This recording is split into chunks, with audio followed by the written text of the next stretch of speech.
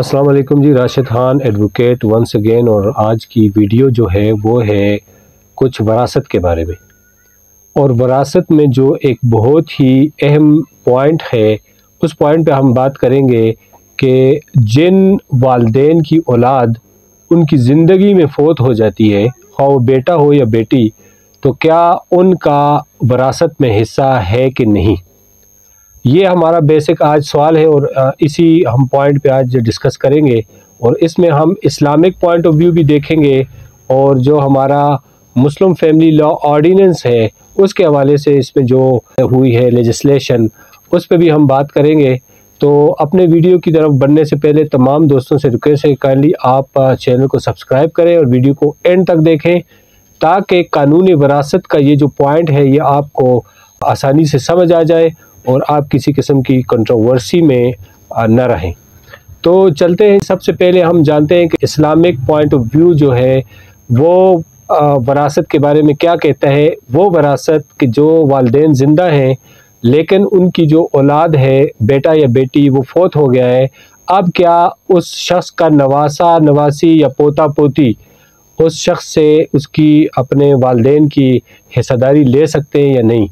तो इस्लाम के अंदर ये कुरान पाक में भी इसको बयान किया गया है और एक हदीस भी मैं आपको बताऊंगा। सबसे पहले जो हमारे पास चीज़ सूरह निसा आयत नंबर 11, सूरह निसा आयत नंबर 11 में अल्लाह ताला फरमाता है कि अल्लाह तुम्हें तुम्हारी औलाद के बारे में हुक्म देता है कि मर्द के लिए 2 औरतों के बराबर हिस्सा मुकर्रर है।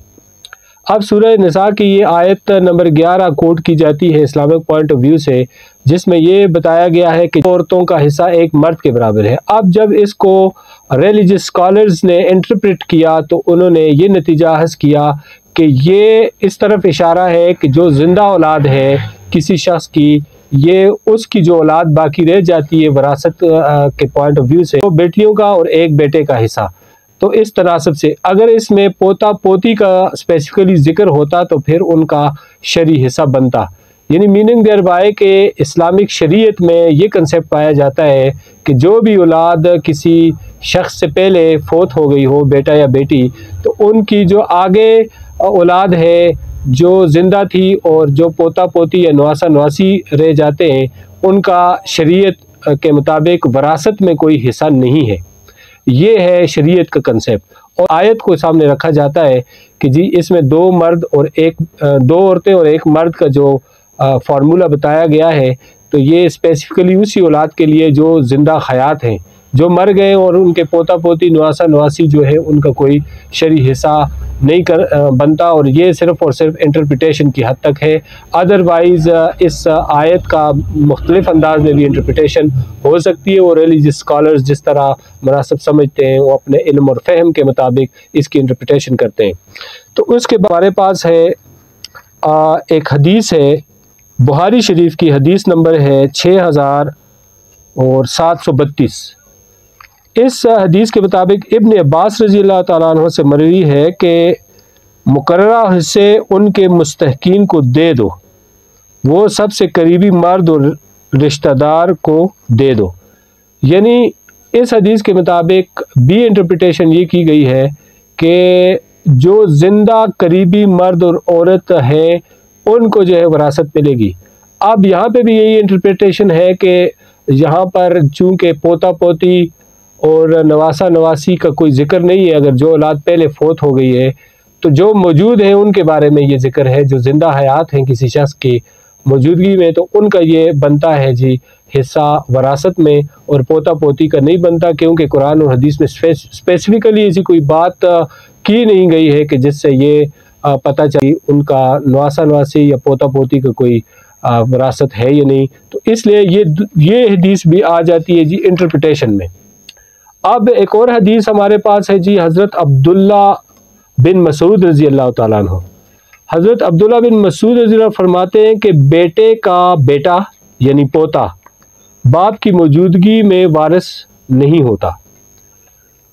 यानी एक शख्स अभी खुद ज़िंदा है और उसका बेटा या बेटी फौत हो गई और पोता और पोती उसका अभी मौजूद है, तो फिर उसके लिए फार्मूला ये है कि जो पोता और पोती है वो विरासत में हकदार नहीं होंगे अगर वो शख्स खुद ज़िंदा है। तो ये जो हदीस है ये 16,668 नंबर हदीस है जो मैंने अभी आपके सामने पेश की, और हज़रत अब्दुल्ला बिन मसूद से। ये तीन बड़ी बड़ी जो हमारे पास दलीलें हैं शरीयत की कि जिसमें ये बात बताई गई है कि एक शख्स खुद ज़िंदा है और उसका बेटा बेटी फौत हो गए तो उसके मरने के बाद उसकी जो फरासत है पोता पोती या नवासा नवासी को नहीं मिल सकता। तो ये कंसेप्ट है जी शरीयत का। अब आते हैं मुस्लिम फैमिली लॉ ऑर्डिनेंस 1961 की सेक्शन 4 की तरफ, जो डील करती है वरासत को, यानी वरासत के बारे में ये हमें बताती है इंग्लिश लॉ के अंदर, पाकिस्तान के अंदर जो राज है उसके मुताबिक ये है कि अगर एक शख्स का बेटा या बेटी फौत भी हो जाए फिर भी उसके पोता पोती और नवासा नवासी का जो है वो हक बनता है वरासत में, उनको वरासत मिलनी चाहिए। और ये आम तौर पर ये चीज़ कंसिडर की जाती है कि ये इस्लामिक और वैनी पाकिस्तान के अंदर जो इंग्लिश कानून नाफिज है उसके दरमियान ये कंट्रडिक्शन है। तो एक तरफ वो इंटरप्रिटेशन पे बेस करता है। अब इंग्लिश लॉ के अंदर इसमें कुछ केस लॉज भी हैं जिसमें बाकायदा तौर पर मिली है प्रॉपर्टी पोता पोती और नवासा नवासी को कि जिनके वालिदैन अपने दादा दादी या नाना नानी से पहले फौत हो गए थे, तो फिर उनके पोता पोती और नवासा नवासी ने जब कोर्ट से रजू किया तो कोर्ट्स ने उनको उनका वो लीगल शेयर बाकायदा ले कर दिया। तो ये जो केस लॉज हैं इसमें है जी पहले नंबर पर नोट कर सकते हैं आप 2016 CLC पेज है 118, 2016 CLC 118।